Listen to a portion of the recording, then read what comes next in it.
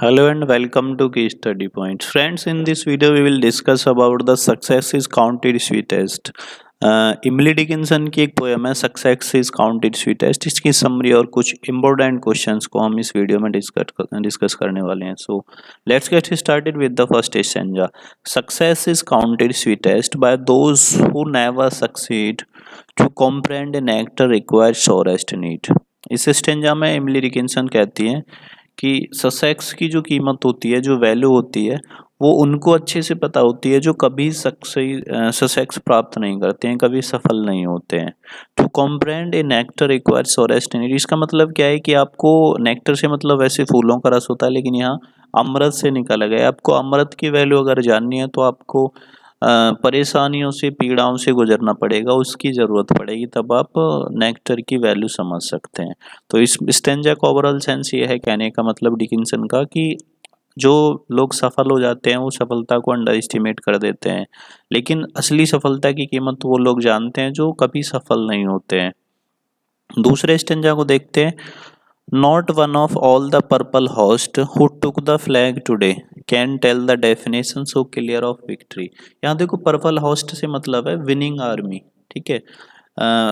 जो आर्मी जीत जाती है, फ्लैग होस्ट, इसका फ्लैग टुडे से मतलब है who took the flag today, यानी जो आर्मी जीत गई है, जिन्होंने मैदान मार लिया है, वो आर्मी या उसके सिपाही विक्ट्री को आसानी से डिफाइन नहीं कर सकते, यानी विजय की कीमत अच्छे से नहीं बता सकते।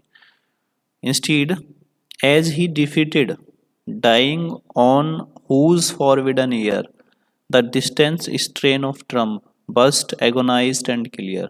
इसके जगह जो आर्मी हारी है, जो हारे हुए लोग हैं, उनका कोई डाइंग यानी पड़ा हुआ सिपाही, कोई सैनिक, जिसके कानों में विजय की यानी जीती हुई जो आर्मी है उसकी ट्रम्प यानी जो चीखने और ढोल नगाड़ों की जो आवाज़ होती है, वो आवाज़ जो दूर से उसके कानों में जा रही है, वो सिपाही या वो हारा हुआ सैनिक, हारी हुई आर्मी का सैनिक, उस विक्ट्री की रियल वैल्यू बता सकता है कि रियल वैल्यू उस विक्ट्री की क्या है।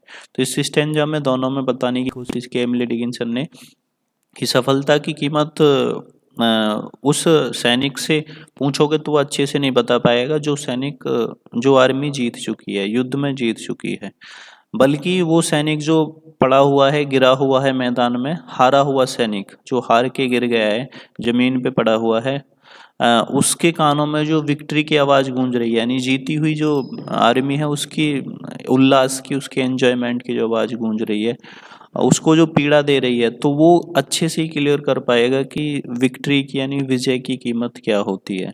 तो इन स्टेंजाज में तीन स्टेंजा की पोएम है। एमिली डिकिंसन यही समझाने की कोशिश करती हैं कि सफलता की कीमत एक्चुअल में उन लोगों को पता होती है जो कभी सफल नहीं होते हैं, और ये कहते हैं कि हमको कभी भी सफलता को अंडर एस्टिमेट नहीं करना चाहिए, क्योंकि क्या क्या होता है कई बार कि हम सफल होते चले जाते हैं, लेकिन हम अपनी सफलता को अंडर एस्टिमेट करते रहते हैं और अपने अंदर कुछ इस तरह की फीलिंग्स क्रिएट कर लेते हैं जो ठीक नहीं होती हैं।